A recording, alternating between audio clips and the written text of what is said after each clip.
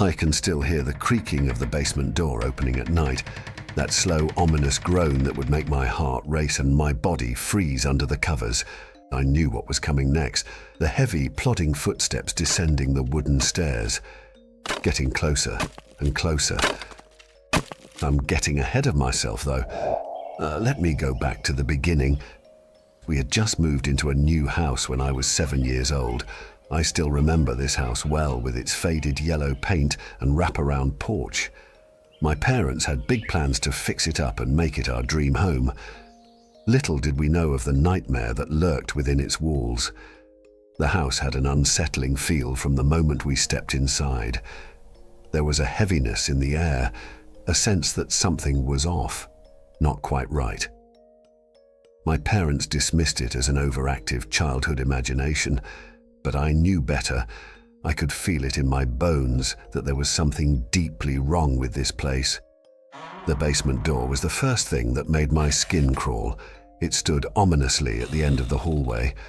The wood was scratched and grooved, as if something had been clawing at it, desperate to get out. Even as a child, I avoided going near it. Then the noises started. At first, it was just faint creaks and groans that could be explained away by the house settling. But then, they became more distinct, heavy, purposeful thuds that seemed to come from the depths of the basement itself. The kind of sounds that made the hair on the back of my neck stand on end. My parents heard them too, but they wrote them off as rats or pipes shifting with the temperature changes. I wasn't convinced, though. Oh, hell no. These sounds were too deliberate, too sentient, almost like footsteps. That's when the dreams began. Visions of a figure stalking the hallways, its elongated limbs scraping against the walls. The smell of damp earth and rot permeating the air. I would wake up gasping, my sheets soaked in a cold sweat. The dreams felt so viscerally real that I started to dread falling asleep. Then one night I awoke to that slow, ominous creaking of the basement door. My heart pounded in my ears as I listened to the heavy footsteps ascending the stairs. I was paralyzed with fear, unable to even whimper. They came closer and closer until they reached the hallway outside my bedroom.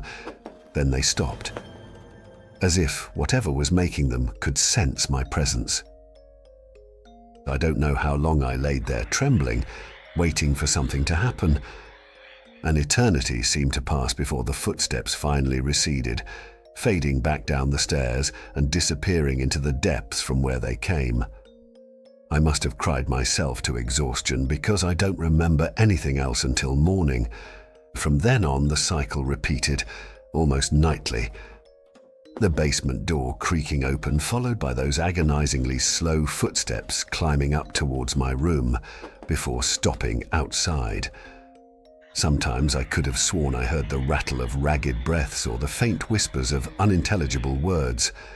Night after night of sheer primal terror, I tried telling my parents, but they didn't believe me.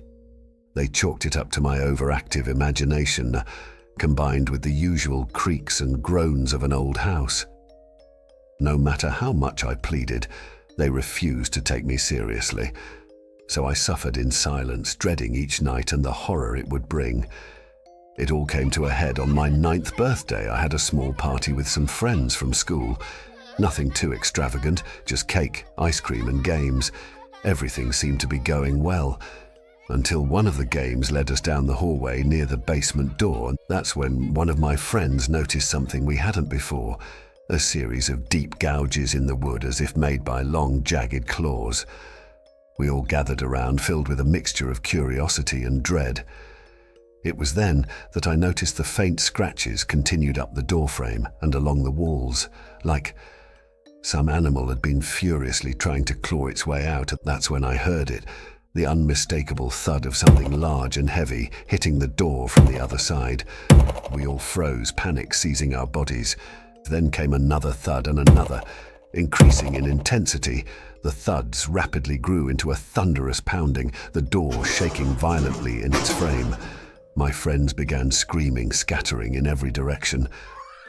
Through their terrified shrieks, I could have sworn I heard a deep guttural growl emanating from the other side of that door, a sound that could only be described as inhuman.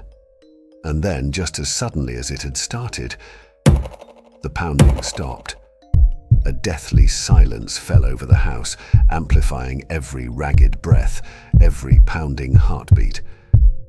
That's when the smell hit me, an overwhelming stench of rot and decay, like something had died a long, agonizing death. My stomach instantly churned, bile rising in my throat. I can't describe to you the sheer, visceral wrongness of that smell. As if that wasn't enough, I noticed a faint trickle of liquid seeping out from the seams around the doorframe, a thick, syrupy fluid the color of old pennies that could only be one thing: blood.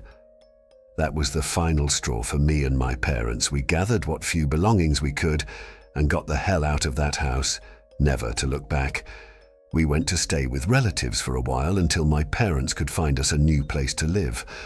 I've tried over the years to bury what happened, to blot it from my memory, but the nightmares still come as vivid and terrifying as the day they first started. And whenever I catch a whiff of that unmistakable stench, I'm transported back to that hallway outside the basement door, paralyzed with fear. So you'll have to forgive me if I'm a little uneasy in my own home at night. You see, I can never fully escape the memories, for I'll never stop hearing those footsteps coming up the basement stairs.